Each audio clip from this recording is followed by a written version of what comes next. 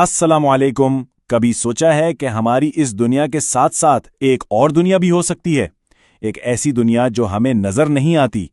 इस्लामी अकीदे में इस सवाल का जवाब जिन्नात के तसव्वुर में मिलता है। तो आइए आज उन्हीं पुरस्रार मखलूकात के बारे में जानते हैं जो हैं तो हमारी नजरों से ओझल लेकिन हमारे अकीदे का एक बहुत अहम हिस्सा है। ये सवाल कि हमारी जानी पहचानी दुनिया से परे आखिर है क्या, हमेशा से इंसानी ज़हन में रहा है। भाई, क्या हमारे इर्द गिर्द कोई ऐसी नादीदा मखलूक भी बसती हैं? इसी तजस्सुस का जवाब हमें इस्लामी तालीमात में मिलता है।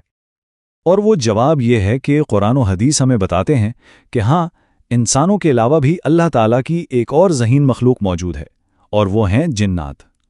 अब देखिए, इनके वजूद का इल्म हमें अपने हवास से नहीं मिल सकता। ये इल्म हमें बराह रास्त वही के ज़रिए मिलता है। ठीक है, तो सबसे पहले यही समझने की कोशिश करते हैं कि इस्लामी माखिज़ के मुताबिक जिन्नात को आखिर बनाया किस चीज़ से गया और उन्हें बनाने का मकसद क्या था। देखें, कुरान करीम इस बारे में बिल्कुल वाज़ेह है। जैसा कि सूरत रहमान की इस आयत में बताया गया है कि उन्हें आग के एक ऐसे शोले से बनाया गया जिसमें धुआं नहीं था, यानी ये खालिस बेधुआं शोला। और सिर्फ यही नहीं, एक और आयत से यह भी पता चलता है कि जिन्नात की तख्लीक इंसानों से भी पहले की है। जरा सोचिए, ये नुक्ता कायनात में उनके कदीम वजूद की तरफ इशारा करता है, यानी इनका वजूद इंसानी तारीख से भी पुराना है। अच्छा, तो इन आयात की रोशनी में जिन्नात की एक बहुत वाज़ेह तारीफ हमारे सामने आ जाती है। वो अल्लाह की आग से बनी हुई एक नादीदा मखलूक हैं।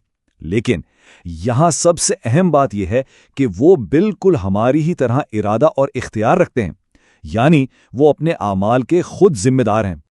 तो यहां पर जिन्नात और इंसानों के बीच जो बुनियादी तख्लीकी फ़र्क है वो बिल्कुल साफ हो जाता है। इंसानों की तख्लीक हुई मिट्टी से और जिन्नात की आग से, और इनके वजूद का यही बुनियादी फ़र्क है जो आगे चलकर इनकी तमाम खुसूसियात की बुनियाद बनता है। लेकिन तख्लीकी फ़र्क के बावजूद एक सबसे अहम बात है जो दोनों में मुश्तरक है, और वो क्या है? इस्लामी माखज़ हमें बताता है कि जिन्नात को भी इंसानों की तरह एक ही मकसद के लिए पैदा किया गया, और वो मकसद है अल्लाह की इबादत और इताअत, और इसी वजह से वो भी अपने अमाल के लिए जवाबदेह होंगे।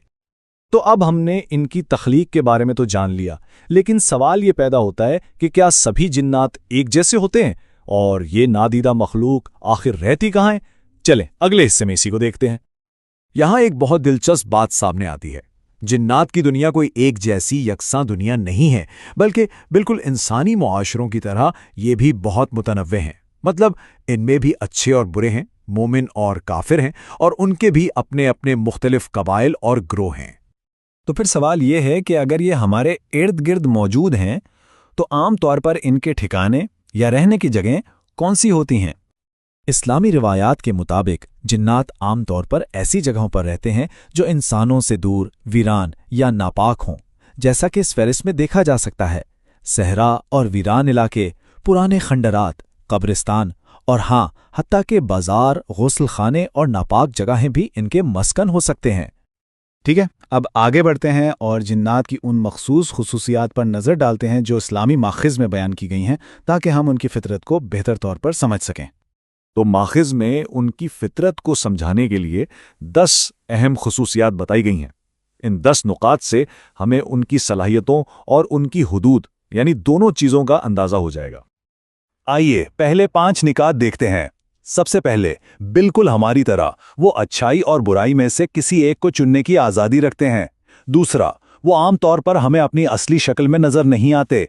तीसरा, वो मुख्तलिफ शक्लें बदल सकते हैं, चाहे वो इंसान की हो या किसी जानवर की। चौथा, उनकी ज़िंदगी भी हमारी तरह ही होती है, वो खाते पीते हैं, शादी करते हैं, उनकी औलाद होती है। और पांचवां नुक्ता ये कि उनके पास गैर मामूली ताकत और रफ्तार होती है। अब आते हैं बाकी 5 खुसूसियात पर। इनकी उम्रें हमसे बहुत लंबी तो हो सकती हैं, लेकिन वो लाफानी नहीं हैं। इनमें भी मोमिन और काफिर दोनों तरह के जिन्नात होते हैं, और ये भी हमारी तरह कम्युनिटीज़ में रहते हैं। लेकिन यहाँ 2 बहुत ही अहम निकात हैं। पहला ये कि वो इंसानों पर असर अंदाज तो हो सकते हैं, लेकिन किसी को उसकी मर्जी के खिलाफ गुनाह पर मजबूर नहीं कर सकते। और दूसरा और सबसे अहम ये कि वो कुरान की तिलावत के सामने कमज़ोर पड़ जाते हैं, यानी अल्लाह का कलाम उनकी हर ताकत पर गालिब है। तो ये सब जानने के बाद अब सबसे अहम सवाल की तरफ आते हैं, इस नादीदा दुनिया के मुमकिना शर से खुद को महफूज कैसे रखा जाए।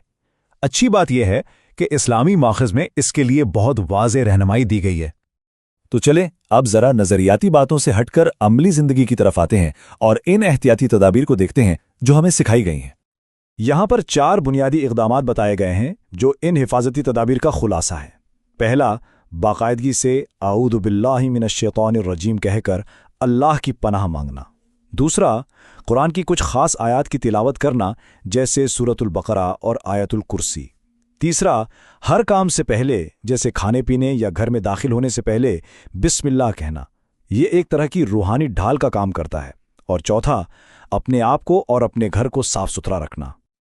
اور اگر ان تمام طریقوں کا نچوڑ نکالا جائے تو وہ ایک ہی ہے، اور وہ ہے اللہ کی یاد کو اپنے دل اور اپنی زندگی میں بسانا، کیونکہ یہی سب سے بڑی حفاظت ہے اور ایک مومن کے لیے سب سے مضبوط قلعہ بھی یہی ہے۔